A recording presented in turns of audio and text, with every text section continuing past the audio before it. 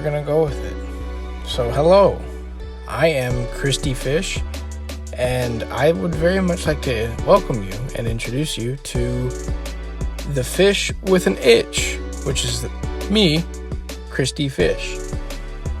This is a little podcast show that I'm starting and trying to work with. It's a very just minimalist project, just kind of for fun, talking about video games, movies, music, sort of just whatever gives me an itch.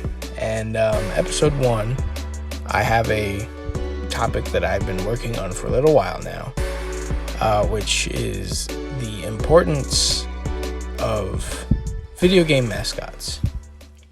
Video game mascots have been around, of course, since Sonic the Hedgehog and Mario. And we look at that back then, and we think, why did those guys come about? Well, for Nintendo's sake, and Sega as well, they're just budding new companies that needed a platform to go off of and sort of an icon to carry them forward. Thus bringing you Sonic and Mario, which Nintendo and Sega both respectively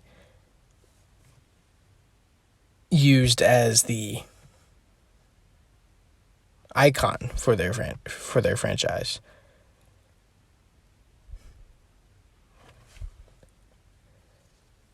And when we go a little bit further into the next generations, we see Crash and Spyro. And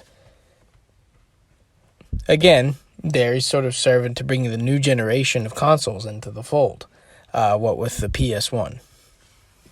And the interesting thing is, we've got two different companies with Nintendo and Sega. But when it comes to Spyro and Crash, those were both under Sony for the most part. And Sony just kind of didn't know how does Sony decide with those? Which way do you go? Do you go with Spyro? Do you go with Crash? Can you really handle on to both of those and expect them to be profitable IPs that'll keep bringing people back?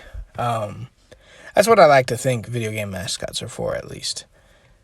And then going again further, we've got my favorite generation, which is the big three of PlayStation 2 video games: Sly Cooper, Jak and Daxter, and Ratchet and Clank. These three games were the mascots for the PS2 coming in. And again, going forward, some of them die off, some of them keep going. Like, Sonic and Mario, years and years and years. Crash and Spyro kind of died down after a little while. So when we look at these three, well, what happened? Jak is completely gone. As much as I love Jak and Daxter and the story of the precursors, that story is done, I'm pretty sure, which is very sad to say. Naughty Dog has gone on to do several new things, which I will talk about Uncharted a little bit. As I will say, as we keep going forward, we have Uncharted. And we also have Infamous for Sucker Punch. They put Sly down, metaphorically speaking. He is a raccoon, so I guess they would put him down. But they put Sly down, and then they go forward with Infamous, a new IP, as does Naughty Dog with Uncharted. And yet Insomniac stays faithful. More than 3 games. We've got 3 Jak games, 3 Sly games, not counting the Sanzaro one. Sly 4, not counting Sly 4 because that wasn't made by Sucker Punch.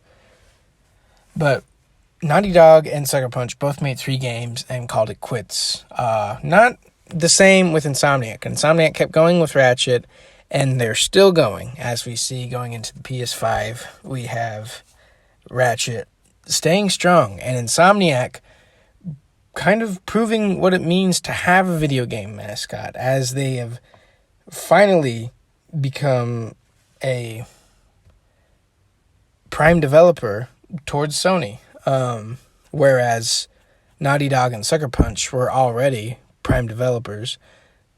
Naughty Dog, after immediately with Crash Bandicoot, Sony was good with Naughty Dog, and after the success of the Infamous games, Sony was very much close with Sucker Punch. But Insomniac has just been staying faithful with Ratchet for the most part. They've experimented with some other things, and Lord knows that their previous project with the Spider-Man game blew out the water. And I think that's what really caught Sony's attention, that, hey, these guys are good. And then going into the PS5, they're sticking with their guns, and we've got Ratchet and Clank Rift Apart, which I think is great. So, Insomniac, all in all, I think really proves the importance of having a video game mascot. But this is just a brief discussion. I really will go into it more in another video, and maybe I'll bring a special guest to talk about it. A special guest being a good friend of mine who knows a lot about the Ratchet and Clank games, and we'll see if I would love to have him on with a discussion. Going forward, which is the theme, I guess, we have, as I said, Uncharted comes after the PS2 games. We have Uncharted and we have Infamous. And while those were successful games, kind of only, again, okay, cut that out. Wow. I don't know where I was going with that. But the dark side of having a video game mascot is if you don't stick with it, it can kind of bite you in the ass. Which is not exactly what happened with Sucker Punch when it came to Sly Cooper. It didn't really bite him in the ass, more so as it came to just kind of stick around. Sly Cooper always stuck around with Sucker Punch, and Sucker Punch was just like, okay, hey, give it to Sanzaru, see what they can do. And they did okay. But again, I don't think we'll see much else from Sly. I hope. Again, I don't know. But when it comes to, you have Metal Gear Solid and Snake, I think that bit Konami in the ass after a while. They didn't know what to do with Snake. It just kept going and going. And while Kojima had a great idea what to do with Snake and keep that story going, Konami just didn't really get the importance of having a video game mascot, I believe, and they just fucked up. And that's where you see Konami now not doing as great as it once was. Whereas Capcom, you look at Capcom, they've realized the importance of Devil May Cry, of Resident Evil, of all these great franchises that they have had over the years, and are rightly mascots in the video game world. And then going forward, again, we have Horizon Zero Dawn, which at the PS4 era was this great new game. It came out, everyone loved it. And not too long after that, I started to see Sony really just endorse Horizon Zero Dawn and put Aloy, the main character, as just kind of, hey, we have the PlayStation, check this game out.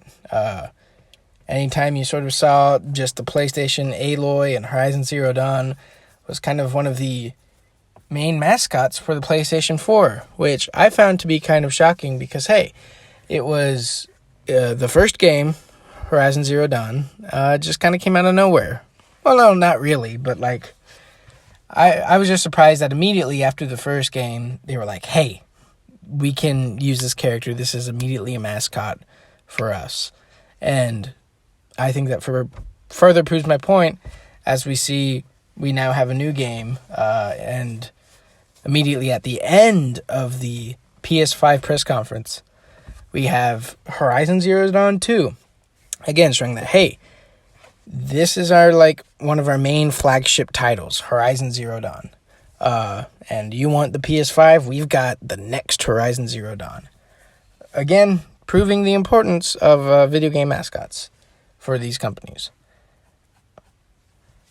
And so we've got the new and the old with Horizon Zero Dawn and Ratchet & Clank Rift Apart.